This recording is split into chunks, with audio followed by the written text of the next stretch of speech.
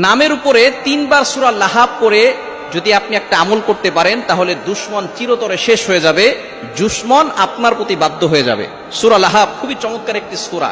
এই সূরা লাহাব এমন সময় আল্লাহ পাক রব্বুল আলামিন নাজিল করেছিলেন যখন আল্লাহ পাক রব্বুল আলামিন নবীজি সাল্লাল্লাহু আলাইহি ওয়াসাল্লামকে নবুয়ত দিয়েছিলেন এবং নবীজি সাল্লাল্লাহু আলাইহি ওয়াসাল্লাম সকলের কাছে তিনি দাওয়াত প্রচার করেছেন। তখন তার চাচা আবু লাহাব সে কিন্তু এক হাত দিয়ে পাথর নিক্ষেপ করেছিল। আল্লাহ পাক রব্বুল আলামিন তার জন্য বলেছে তাব্বাত ইয়াদা আবি লাহাবি ওয়া তাব, আবু লাহাবের 2 হাত ধ্বংস হয়ে যায়। সুতরাং যারা দুশমন আছে, এই দুশমনকে যদি আপনি কাবু করতে চান, দুশমনের ক্ষতি থেকে যদি আপনি বাঁচতে চান, সূরা লাহাব, ওই দুশমনের নাম লিখে যদি সূরা লাহাব আপনি 3 বার পড়তে পারেন, কিভাবে পড়বেন আমি বলে দিচ্ছি।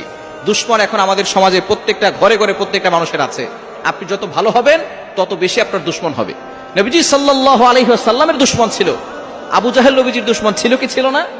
আবু জাহেল নবীজির দুশমন ছিল। নবীজি সাল্লাল্লাহু আলাইহি ওয়াসাল্লামের মতো ভালো মানুষ পৃথিবীতে আর কেউ আসে নাই, আসবেও না। তার মতো মহানবী আর কেউ আসবেনও না এবং আসেও নাই। নবীজি সাল্লাল্লাহু আলাইহি সাল্লামেরও দুশমন ছিল। সুতরাং আমার আপনার দুশমন থাকবে। আপনি যখন ভালো কাজ করবেন, হক কথা বলবেন, সঠিক কথা বলবেন, তখন আপনার দুশমন বেড়ে যাবে। এই দুশমনের ক্ষতি থেকে বাঁচার জন্য দুশমনের নামটা লিখবেন। প্রথমে ওযু করে আমলটা করবেন। কিভাবে করবেন বলে দিচ্ছি। ওযু করে আমলটা করবেন। ওযু করে পবিত্র হয়ে তারপরে আপনি দুশমনের নামটা লিখবেন। লিখে এরপরে আপনি ইস্তিগফার 3 বার পড়বেন। আস্তাগফিরুল্লাহ রাব্বি মিন কুল্লি যামবি ওয়া আতুবু ইলাইহি লা হাওলা ওয়া লা কুওয়াতা ইল্লা বিল্লাহিল আলিয়্যিল আযীম, এটা 3 বার পড়বেন। এরপরে দুরূদ শরীফ 3 বার পড়বেন। দুরূদ ইব্রাহিম পড়ার চেষ্টা করবেন। আল্লাহুম্মা সাল্লি আলা মুহাম্মদ ওয়া আলা আলি মুহাম্মদ কামা সাল্লাইতা আলা ইব্রাহিম ওয়া আলা আলি ইব্রাহিম ইন্নাকা হামিদুম মাজিদ। আল্লাহুম্মা বারিক আলা মুহাম্মদ ওয়া আলা আলি মুহাম্মদ কামা বারাকতা আলা ইব্রাহিম ওয়া আলা আলি ইব্রাহিম ইন্নাকা হামিদুম মাজিদ, এটা 3 বার পড়বেন। এরপরে সূরা লাহাব 3 বার পড়বেন। বিসমিল্লাহ সহকারে সূরা লাহাব 3 বার পড়বেন।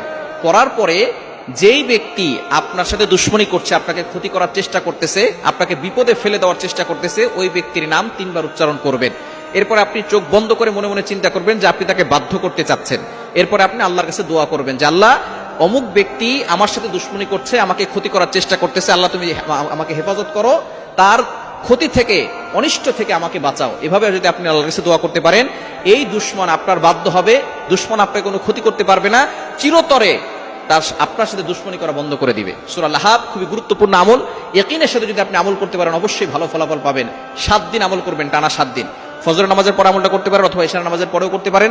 যে কোনো সময় আমল করবেন, অবশ্যই ওযু করে করবেন, পবিত্র হয়ে তারপর আমলটি করবেন। টানা 7 দিনের ভিতরে দেখবেন আপনি ভালো একটা ফলাফল পাবেন। আল্লাহ তাআলা আমাদের সকলকে সকল ধরনের দুশমন থেকে হেফাজত করেন।